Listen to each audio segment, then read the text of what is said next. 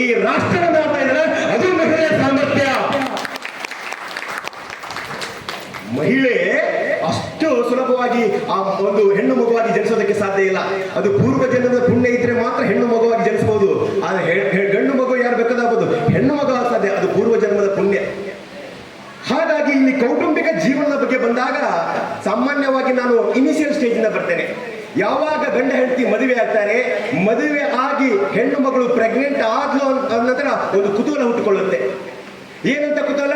ಮಗು, ಗಂಡು ಹೆಣ್ಣು. ಆದ್ರೆ ಇಡೀ ಕುಟುಂಬದ ಶೇಕಡ 90% ಆ ಜನರ, ಆ ಹೆಣ್ಣು ಮಗಳಾಗಿರ್ಬೋದು, ಗಂಡಂದಾಗಿರ್ಬೋದು, ಸೊಸೆ ಆಗಿರ್ಬೋದು, ಅತ್ತೆಂದಾಗಿರ್ಬೋದು, ಯಾವ ಮಗು ಬೇಕಂತಿರುತ್ತೆ ಹೇಳಿ?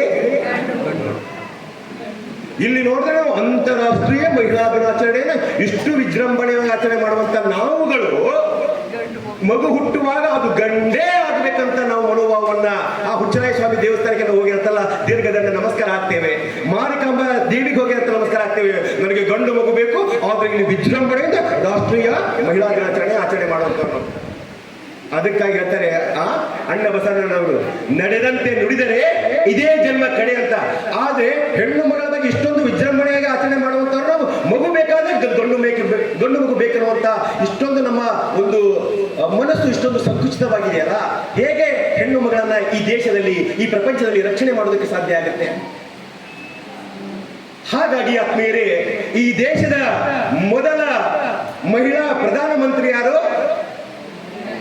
ಇಂದಿರಾ ಗಾಂಧಿ. ಇಂದಿರಾ ಗಾಂಧಿಯವರು ಸಾಮಾನ್ಯವಾಗಿ ಇಲ್ಲಿ ವೇದಿಕೆ ಮಾತಾಡುತ್ತವ ಇವ ಬಿಜೆಪಿ ಪಾರ್ಟಿಯವನಲ್ಲ, ಕಾಂಗ್ರೆಸ್ ಪಾರ್ಟಿಯವನಲ್ಲ, ಜನತಾ ದಳದವನಲ್ಲ. ಈ ದೇಶದ ಶಿಕ್ಷಕ ಇವ. ಯಾರು? ಈ ದೇಶದ ಶಿಕ್ಷಕ. ಅದು ರಾಷ್ಟ್ರದ ರಕ್ಷಕ ಆಗಿ ಮಾತಾಡ್ತಾ ಇದ್ದಾರೆ. ಜವಾಹರ್ಲಾಲ್ ನೆಹರೂರವರಿಗೆ ಯಾವುದೇ ಕಾರಣಕ್ಕೂ ಕೂಡ ಅವಳನ್ನ ದೇಶದ ಪ್ರಧಾನಿ ಮಾಡಬೇಕು ಅಥವಾ ರಾಜಕಾರಣದಲ್ಲಿ ತರಬೇಕಂತ ಆಸೆ ಇರಲಿಲ್ಲ. ಆದರೆ ಗಟ್ಟಿಗಿತ್ತಿಯಾಗಿದ್ಲು ಇಂದಿರಾ ಗಾಂಧಿ, ಗಟ್ಟಿಗಿತ್ತಿಯಾಗಿದ್ಲು. ಮುಂದೊಂದು ದಿನ ಈ ದೇಶದ ಚುಕ್ಕಾಣಿಯನ್ನು 1966ರಲ್ಲಿ ಜನವರಿ 24ನೇ ತಾರೀಕು, ನಾವೆಲ್ಲ ಜನವರಿ 24ನೇ ತಾರೀಕನ್ನ ಏನನ್ನ ಆಚರಣೆ ಮಾಡ್ತೇವೆ? ರಾಷ್ಟ್ರೀಯ ಹೆಣ್ಣು ಮಗುವಿನ ದಿನವನ್ನಾಗಿ ಆಚರಣೆ ಮಾಡ್ತೇವೆ. ಯಾಕಂದ್ರೆ ಈ ದೇಶದ ಒಬ್ಬ ಹೆಣ್ಣು ಮಗಳು ಅವತ್ತಿನ ದಿನ ಪ್ರಧಾನಮಂತ್ರಿಯಾಗಿ ಅಧಿಕಾರ ಸ್ವೀಕರಿಸಿದಂತ ದಿನ. ನಂತರದಲ್ಲಿ ಇನ್ನೊಂದು ಬರ್ತಾ ಫೆಬ್ರವರಿ 13 ಅಂತ. ಫೆಬ್ರವರಿ 13 ಯಾವ ದಿನವಾಗಿ ಆಚರಣೆ ಮಾಡ್ತೇವೆ? ಫೆಬ್ರವರಿ 13 ಹೇಳಿ. ಅದು ಮಹಿಳೆಯರದೇ. ಫೆಬ್ರವರಿ 13 ಯಾವ ದಿನವನ್ನಾಗಿ ಆಚರಣೆ ಮಾಡ್ತೇವೆ ಮತ್ತು ಅದು ಯಾರ ಜನ್ಮದಿನ? ಮಹಿಳೆಯರೇ ಮಾತಾಡಿ.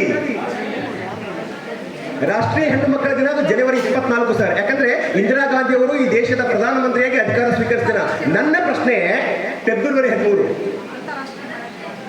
ಮದರ್ಸ್ ಡೇನಾ? ಹೇಳಿ. ಇದಕ್ಕೆ ಕೆಲಸ ಕೊಡೋಣ. ಇದು ತುಂಬಿ ಸಾಕಾಗಿದೆ.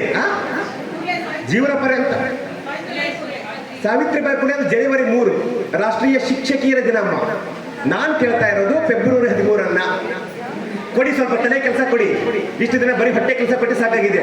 ಬೆಳಿಗ್ಗೆ ಟಿಫಿನ್, ಮಧ್ಯಾಹ್ನ ಲಂಚ್, ಸಾಯಂಕಾಲ ಸ್ನಾಕ್ಸ್, ರಾತ್ರಿ ಆದ್ರೆ ಡಿನ್ನರ್. ಯಾವತ್ತೂ ತಪ್ಪಲ್ಲ ನಾವೆಲ್ಲ.